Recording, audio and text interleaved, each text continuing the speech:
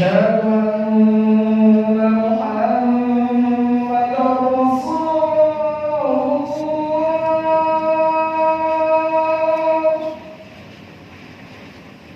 أشهد أن محمدا رسول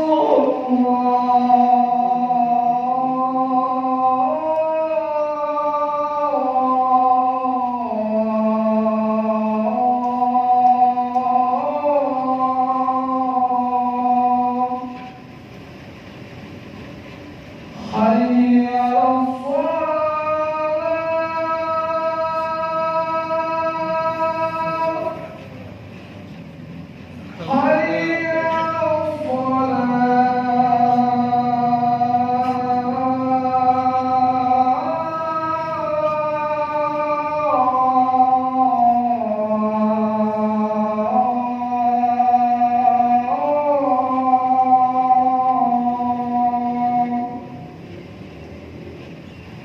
حي على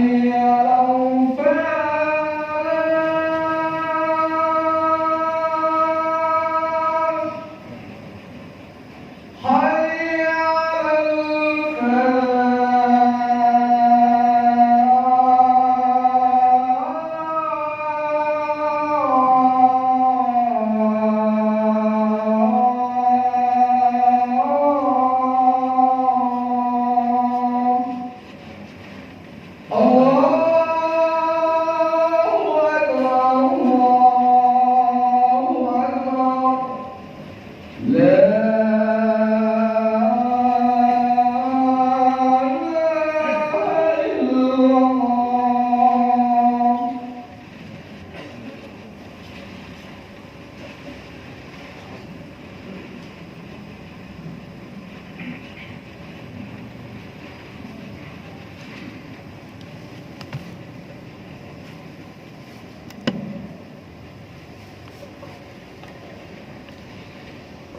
الحمد لله رب العالمين، والصلاة والسلام على أشرف الأنبياء والمرسلين وعلى آله وأصحابه المجاهدين الطاهرين. أشهد أن لا إله إلا الله، وأشهد أن محمدا عبده ورسوله. اللهم صل على محمد، اللهم صل على محمد، اللهم صل على محمد وعلى آل محمد وسلم تسليما كثيرا مباركا.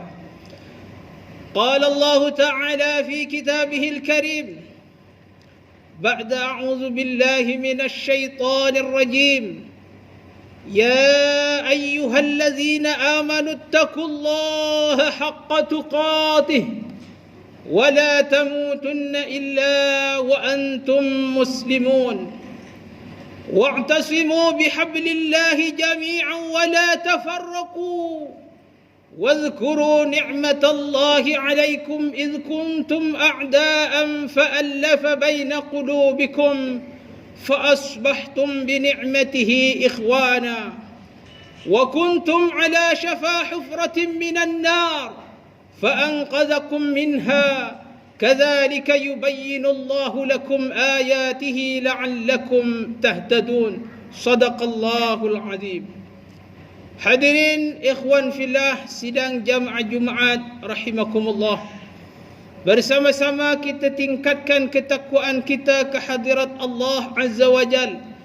Sebagaimana definisi takwa itu sendiri adalah imtisalu awamirillah wajtinabu nawahihi, senantiasa mengikuti, mengerjakan apa segala yang diperintah oleh Allah, serta kita menjauhi dan tidak mengerjakan segala apa yang dilarang oleh Allah Subhanahu wa taala.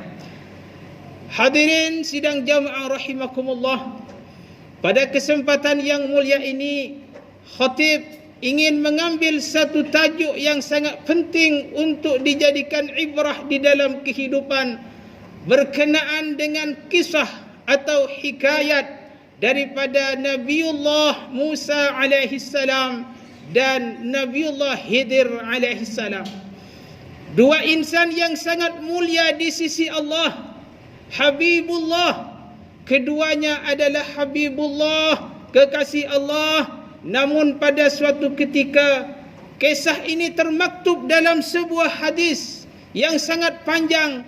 Namun khatib pada kesempatan yang ringkas ini akan membacakan hadis secara ringkas dan insya-Allah akan menerangkan hikmah di balik kisah ini. Hadis Ubay bin Ka'ab anin Nabi sallallahu alaihi wasallam, qama Musa an-nabiy khatiban fi bani Israil, fasu'ila ayyun nasu a'lam, faqala ana a'lam, fa'ataba Allahu alayhi idh lam yurd al-'ilma ilayhi, fa'awha Allahu ilayhi inna 'abdan min 'ibadi bimajma' al-bahrain huwa a'lamu minka. Qala ya Rab, wa kaifa bih? Fakila lahu ihmil hutan fi miktal. Suatu ketika Nabiullah Musa alaihi salam khatiban, sedang membacakan khutbah, menyampaikan risalah, menyampaikan isi Tauratnya di depan Bani Israel. Di hadapan Bani Israel menyampaikan berapi-api, sehingga pada ketika itu ada salah satu kaum dari Bani Israel bertanya setelah beliau berceramah, berkhutbah, akhirnya kaum ini bertanya, ayyun nasu a'lam ya Musa, adakah orang yang lebih hebat darimu wahai Musa? Nabiullah Musa alaihi salam yang terkenal dengan mukjizatnya, cukup dengan melemparkan tongkatnya sudah pun terbelah sungai-sungai di sana, lautan-lautan itu. Sudah pun cukup dengan tongkatnya saja. Tukang-tukang sihir ditelan dengan tongkatnya Nabi Musa alaihissalam. Maka Nabi Musa berkata, ana a'lamu, akulah yang super power, akulah yang hebat. Disebabkan beliau mengatakan hanya perkataan sedemikian, fa'ataballahu alaihi, Allah mencela, Allah menegur. Sebagai insan, Nabiullah Musa alaihissalam ada kekhilafannya. Ajaran ini sebenarnya menjadi satu ibrah, pengajaran kepada kita bahawa di balik itu adalah ada ilmu Allah yang paling agung di sana. Kemudian kata Allah Subhanahu wa taala, ya Musa, inna abdan min ibadi, sesungguhnya ada hambaku dari kalangan-kalangan hambaku yang lebih alim, yang lebih hebat daripada kamu ya Musa. Maka Nabi Musa bertanya, ya Rab, wa kaifa bih? Bagaimana aku ingin mengetahui hamba-hamba pilihanmu yang lebih alim itu? Kata Allah Subhanahu wa taala mewahyukan kepada Nabi Musa, ihmil hutan fi miktal, bawalah ikan di dalam satu wadah. Tentunya Nabi Musa alaihi salam tidak bersendirian. Kisah ini sudah pun terkenal, famous, tetapi tidak ada bosan dan tidak jemunya untuk dijadikan ibrah, apalagi di dalam kehidupan di zaman sekarang. Kata Nabi Musa, dia mengajak saudaranya, sahabatnya, teman karibnya, iaitu bernama Yusha bin Nun. Beliau berkata, la abrahu hatta ablugha majma'al bahraini aw amdiya hukuba. Aku akan pergi sampai menemui dua pertemuan laut, atau sampai bertahun lamanya aku akan menjumpai dan mencari hamba Allah yang diwahyukan kepadaku. Di manakah Majma'al Bahrain ini sebenarnya? Majma'al Bahrain ini termaktub di dalam kitab tafsir Ibnu Katsir, adalah di antara dua laut, Persia dan Romawi. Atau yang lebih mudahnya, lautan ini sekarang berada di ujung negeri Maroko. Maka sebagaimana yang diwahyukan oleh Allah untuk mencari hamba ini, keesokan harinya beliau pun berangkat bersama Yusha bin Nun untuk menjumpai hamba pilihan Allah, Khidir alaihissalam. Ini pun termaktub di dalam suratul Kahfi. Disebutkan, falamma jawaza qala li fatahu atina ghada'ana laqad laqina min safarina hadha nasaba. Setelah berjalan beliau sebagai insan menemui rasa kelelahan. Setelah lelah, beliau beristirahat di suatu tempat sakhrah di padang pasir. Kemudian dia pun istirahat. Dalam satu riwayat, wanama, beliau keduanya tertidur. Di saat tertidur dan beliau membawa ikan di dalam satu wadah itu, sebagian riwayat kena percikan air. Dan pada ketika itu ikan itu melompat dengan jauh, mengambil jalannya dengan begitu anehnya. Sebenarnya pada ketika itu Yusha sedar, ingin memberitahu kepada Musa bahawa di tempat itulah yang hilangnya ikan tersebut. Namun setelah itu dia pun lupa dan terus melanjutkan perjalanan lagi. Setelah berjalan jauh, kata Nabi Musa, datangkan kepadaku bekalan yang kemarin kita bawa itu. Maka apa jawab Yusha bin Nun?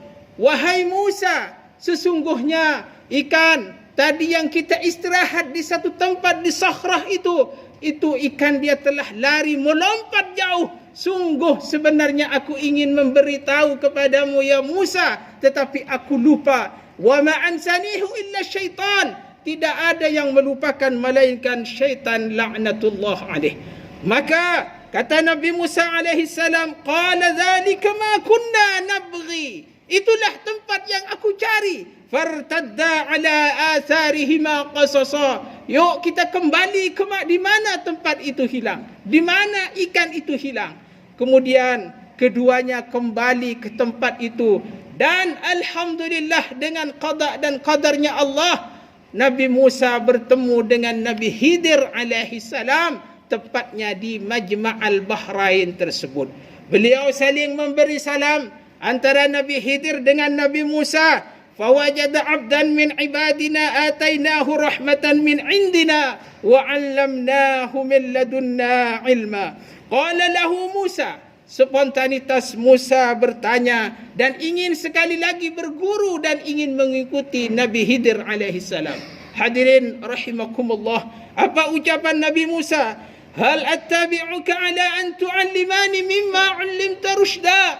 Bolehkah aku mengikutimu wahai Khidir? Ajarkan kami ilmu yang telah Allah wahyukan kepadamu. Sebenarnya Nabi Khidir sudah tahu bahawa Nabiullah Musa alaihi salam tidak mampu mengikuti jejak langkah Nabi Khidir. Sesuai yang termaktub di dalam Al-Quran, kata Nabi Khidir, qala innaka lan tastati'a ma'iya sabra.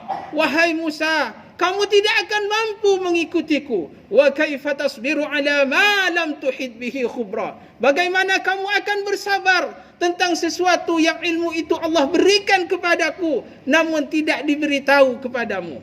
Tetapi karena himmah aliyah, cita-cita yang tinggi Nabi Musa ingin berguru, karena kesalahan di saat membaca khutbah ada hamba bertanya tersebut, maka tetap merayu kepada Khidir alaihissalam, satajiduni insyaallah, satajiduni insyaallah sabira. Insyaallah ya Khidir, aku akan bersabar, wala a'si laka amra, dan aku tidak akan derhaka sedikit pun. Akhirnya diperkenankan Musa untuk mengikuti Nabi Khidir dengan satu syarat. Fa in i'taba'tani ya Musa, kalau kamu ikut aku, fala tas'alni an syai'in, jangan sedikit pun kamu bertanya tentang apa yang aku lakukan sehingga aku menceritakan sendiri apa di sebalik hikmah yang aku lakukan itu. Akhirnya Musa pun sanggup dan terus berjalan. Setelah berjalan, dalam satu riwayat sebenarnya perahu ini adalah dia mengenal kepada Nabi Musa alaihissalam dan Khidir alaihissalam. Akhirnya ikut perahu, dan pada ketika itu di waktu perjalanan menaiki perahu, Nabi Khidir sekaligus diberikan satu pengajaran oleh Allah melihat satu burung yang burung itu meminum air di lautan. Maka Nabi Khidir berkata kepada Nabi Musa, lihat burung itu yang telah meminum air sedikit saja di lautan. Itulah perbandingan ilmu aku, ilmu kamu dengan apa? Dengan ilmu Allah Subhanahu wa ta'ala. Sedikit sekali ilmu kita dibandingkan air lautan. Itulah ilmu Allah, dan apa yang diminum oleh burung tersebut, itulah ilmu kita. Terus berjalan. Kisah ini pun masyhur hadirin rahimakumullah, namun kita jadikan ibrah sekali lagi. Hadirin, setelah itu kemudian yang namanya perahu itu dilobangi oleh Nabi Khidir. Dilobangi sedikit dan dibocorkan. Spontan Nabi Musa berkata, "Ya Khidir, kenapa engkau bocorkan? Kalaulah dibocorkan nanti kita perahu semuanya akan tenggelam. Bagaimana nasib orang-orang miskin?" Maka kata Nabi Khidir alaihi salam, "Qala alam aqul laka innaka lan tastati'a ma'iya sabra. La tu'akhidni bima nasitu wa la turhikni min amri usra." Sudah aku bilang bahawa kamu tidak akan mampu mengikuti jejak langkahku. Sekali lagi Musa merayu, "Jangan hukum aku disebabkan kelalaianku dan jangan berikan aku tindakan-tindakan yang tidak baik." Kemudian dia ikut lagi. Ikut Nabi Khidir alaihi salam. Setelah sampai di satu tempat, Nabi Khidir dan Nabi Musa alaihi salam menjumpai gulaman, seorang bocah, dan pada akhirnya oleh Nabi Khidir dibunuh bocah itu. Sekali lagi ditegur oleh Nabi Musa, "Kenapa engkau bunuh bocah itu sedangkan bocah itu tidak berdosa?" Maka kata Nabiullah Khidir alaihi salam, "Kamu pasti tidak mampu mengikuti jejak langkahku. Sudah aku bilang, jangan tanyakan sesuatu yang telah aku lakukan." Tentunya hadirin rahimakumullah, perbuatan, kelakuan, apa yang dilakukan oleh Nabi Khidir kejadian ini tidak boleh dikerjakan oleh kita, karena ini kekhususan kepada Nabiullah, para nabi dan utusannya. Hadirin rahimakumullah, beliau berdua melanjutkan perjalanan sehingga menemui satu bangunan yang hampir roboh, dan ketika itu dibangun lagi, dibina lagi oleh keduanya, namun tidak mengambil sedikit pun upah daripada apa yang dikerjakan. Akhirnya Musa berkata, "Ya Khidir, kenapa kita tidak mengambil upah sedangkan kita sudah berjalan begitu jauh?" Maka kata Nabiullah Khidir, "Hadza firaqu baini wa bainik." Inilah perbedaan aku dan perbedaan antara aku dengan kamu. Bahwasanya kamu telah pun melanggar perjanjian. Suruh pun untuk tidak menanyakan sesuatu. Lagi pun Nabi Musa menegur, "Inilah perbedaan aku antara kamu. Sa'unabbi'uka bita'wili ma lam tastati' alaihi sabra." Akan aku ceritakan di balik hikmah semua ini. Sesungguhnya wahai Nabi Musa alaihi salam, adalah kenapa aku bocorkan perahu itu? Karena sebenarnya di depan sana ada raja-raja yang zalim, yang siap merampas perahu-perahu yang dalam keadaan baik. Maka aku sedikit mengaibkan, merusakkan demi keselamatan orang miskin yang mempunyai perahu ini demi mencari nafkah yang halal. Kedua, apa di sebalik gulam itu dibunuh? Karena itu wahyu daripada Allah. Kedua orang tuanya adalah Muslim. Aku khawatir, Allah khawatir, kelak membesarnya anak ini akan menjerumuskan kedua orang tuanya dan akan menjadikan dalam keadaan kafir. Akan lebih baik dibunuh sebelum dia menjerumuskan kedua orang tuanya. Pelajaran yang ketiga, kenapa dibina? Karena di dalam rumah binaan itu ada harta pembendaharaan peninggalan kedua orang tuanya. Aku ingin kelak membesar anak-anak yatim ini sehingga dapat mengambil harta tersebut. Hadirin rahimakumullah, apa hikmah daripada kisah ini? Adalah yang pertama, buanglah sifat sombong. Karena sifat sombong ini hanya milik Allah Subhanahu wa taala.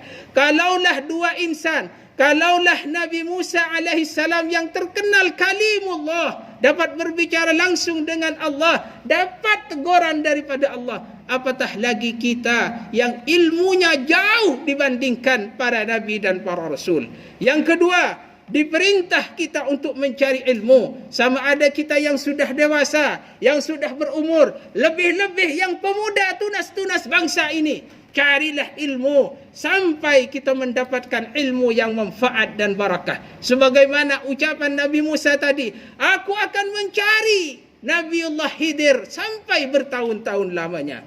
Menunjukkan kita mesti berguru dan terus berguru sampai kita menjadi orang yang dapat diridhai oleh Allah. Yang ketiga, pelajaran daripada kisah ini, kita berhusnuzan pada Allah. Karena apa? Apalagi di zaman sekarang, COVID-19 pun masih ada. Mungkin sebahagian manusia berkata, di mana keadilan Allah?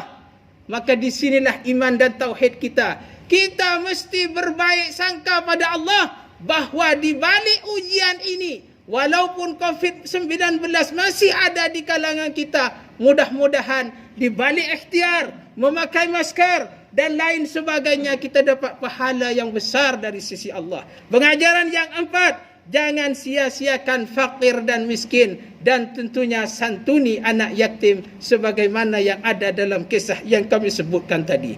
Kelima, luasnya ilmu Allah tak sebanding dengan ilmu kita. Ilmu kita kecil, tidak ada apa-apanya dibandingkan ilmu Allah Subhanahu wa taala. Dan yang terakhir, khatib ingin menyampaikan, khawatir saya sendiri, hadirin rahimakumullah, lalai untuk membaca suratul kahfi terutamanya. Disebutkan dalam hadis, siapa yang membaca suratul kahfi yaumal jum'ah, fa insyaallah adha'a lahu nurun bainal jum'atain. Kita akan mendapatkan hidayah, petunjuk dari Allah Subhanahu wa taala, terutama dari Jumaat sekarang pada Jumaat berikutnya. Begitulah seterusnya fadilah daripada suratul kahfi. Jika panjenengan tidak mampu membaca suratul kahfi keseluruhan karena terlalu panjang, hadis Rasulullah sallallahu alaihi wasallam juga menyebutkan, barang siapa yang membaca 10 ayat yang pertama dari suratul kahfi, wa fi riwayatin 10 ayat yang terakhir dari suratul kahfi, usima min fitnatil masihid dajjal, insyaallah kita akan diselamatkan dari fitnah-fitnah dajjal. Mudah-mudahan dengan apa yang saya sampaikan ini mengingatkan kepada kita dan menjadikan kita menjadi orang yang lebih manfaat dan tentunya mendapatkan ridha daripada Allah Subhanahu wa taala. Barakallahu li wa lakum fil Qur'anil azim wa nafa'ani wa iyyakum bima fihi min al-ayati wa dhikril hakim. وتقبل مني ومنكم تلاوته إنه هو السميع العليم وقل رب اغفر وارحم وأنت خير الراحمين.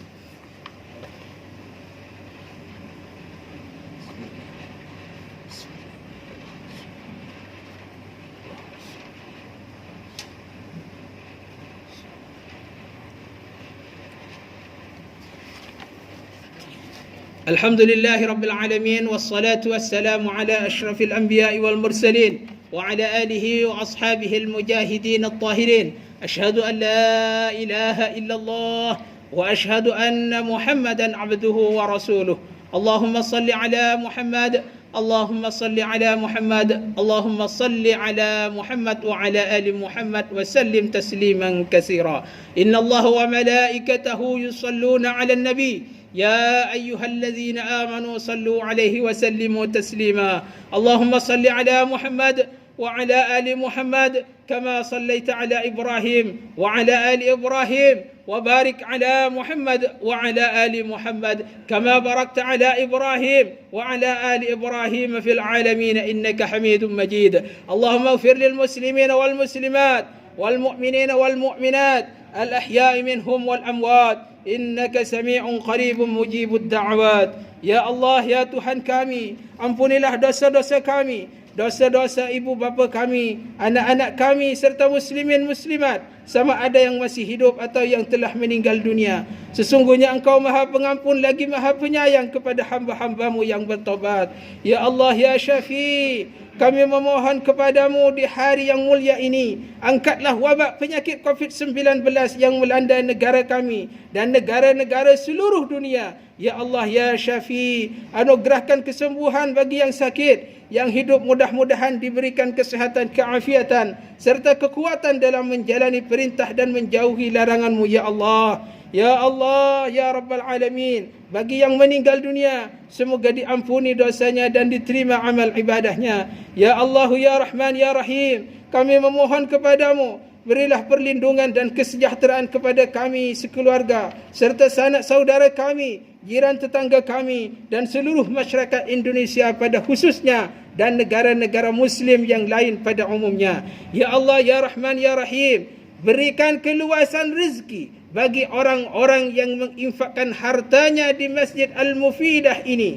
Anugerahkan kepada mereka dan keluarganya kesehatan, keafiatan serta taufik hidayah dan dipanjangkan umurnya, serta kita semua semoga diwafatkan dalam keadaan husnul khatimah diakhiri ucapannya di saat ajal ada di kerongkongan dengan mengucapkan kalimat La ilaha illallah Muhammadur Rasulullah. Dan mudah-mudahan dimasukkan dalam surganya Allah bersama ma'an nabiyyin was-siddiqin wasyuhada was-salihin birahmatika ya arhamar rahimin. Allahumma adfa' 'anna al-ghala' wal-bala' wal-waba' waz-zina waz-zalazil wal-mihan wa su'al fitan ma dhahara minha wa ma batan fi baladina Indonesia hadha khassa wa 'an sa'iri biladil muslimin 'amatan ya rabbal alamin. Rabbana atina fid dunya hasanah وفي الآخرة حسنة وقنا عذاب النار وصلى الله على سيدنا محمد وعلى آله وصحبه وسلم. فيا عباد الله